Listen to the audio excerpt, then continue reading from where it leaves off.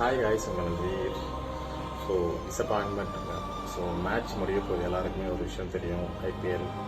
So today match, last match, CSK and DD.